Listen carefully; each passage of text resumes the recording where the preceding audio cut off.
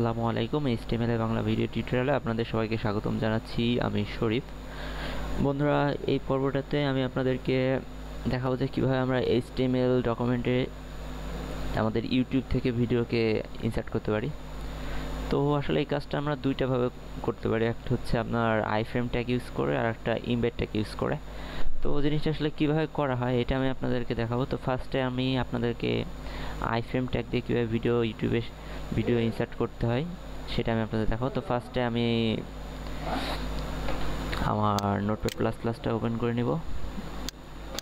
তো এখানে আমি আমার বডিতে ভিডিওটাকে ইনসার্ট করব। এর জন্য আমাকে যেতে হবে আমার ব্রাউজারে, ইউটিউব থেকে একটা ভিডিও নিতে হবে। আমি আমার চ্যানেল থেকে কোনো একটা ভিডিও নিয়ে নিব। এটা হচ্ছে আমার চ্যানেল শরীফ 494 youtube.com ইউজার শরীফ 494। তো আমি আমার চ্যানেলে এসে যে কোনো একটা ভিডিও নিয়ে নিব লিস্ট থেকে। আচ্ছা, আমি প্রথম ভিডিওটাই নিয়ে ওইখানে যে আমার ডকুমেন্ট ইনসার্ট করব। আপনারা যে কোনো ভিডিও নিতে পারেন, কোনো সমস্যা নেই। আমি শরীফ, আমি একটা নতুন টিউটোরিয়াল শিখছি। আর যাই হোক, এখানে এসে আপনারা শেয়ারে যাবেন। Share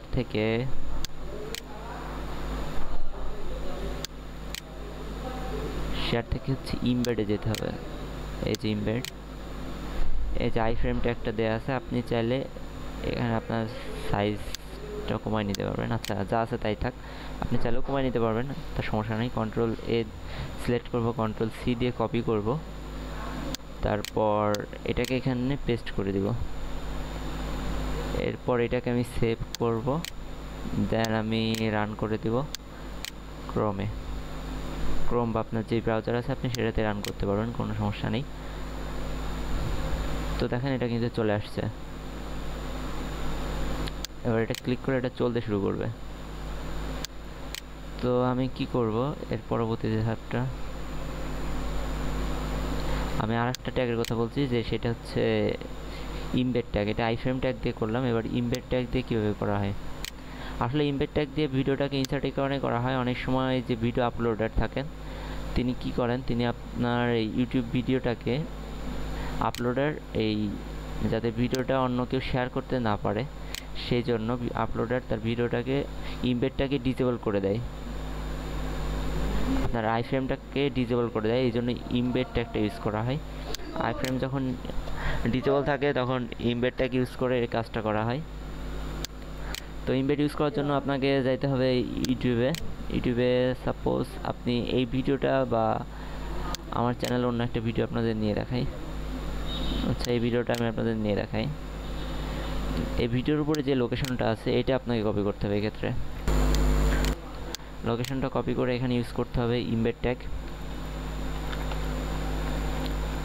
at last embed tag close করতে হবে। দেন ইমবেডের মধ্যে আপনার ভিডিওর লোকেশন দিতে হবে। হাইট উইথ আমি দিয়ে দেবো, উইথ অ্যাপ্লাই ডিটেলস উইথ 200 আর হাইট 100। দেন আপনার লোকেশনটা দিবেন, সার্চ সি, ভিডিওর লোকেশনটা দিয়ে দিলাম। এরপরে আপনাকে যে কাজটা করতে হবে, এরপরে আপনি চলে আসবেন আপনার এইখানটায়। এখানে ইকুয়াল সাইনটার পরিবর্তে আপনি ব্যবহার করবেন ব্যাকস্ল্যাশ, আর এই জিনিসটা ডিলিট করে দেবেন। প্রশ্নবোধক চিহ্ন থেকে ওয়াচ পর্যন্ত ডিলিট করে দেবেন। এরপরে আপনি চলে আসবেন এই জায়গায়, এখানে এসে আপনি দেবেন টাইপ, ঠিক আছে, পিই টাইপ। দেন ডাবল কোটের মধ্যে আপনি লিখলেন application, ICATION application /x dash shockwave, SOCK shockwave hyphen flash.